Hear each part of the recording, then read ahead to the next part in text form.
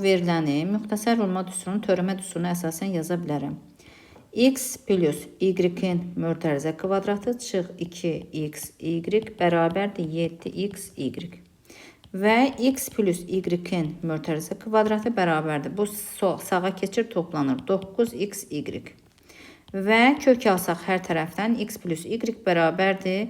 Kök altında 9x y, yəni 3 kök altında x y. İndi biz bunun fərqi ilə açaq. Yəni çünki x kvadrat plus y kvadratın 2 açılışı var idi. X minus y-in mötərizə kvadratı bu dəfə üstə gəl 2xy bərabərdir 7xy olacaq. X çıx y-in mötərizə kvadratı bərabərdir 2 sağa keçir 5xy və hər tərəfdən kök alaq.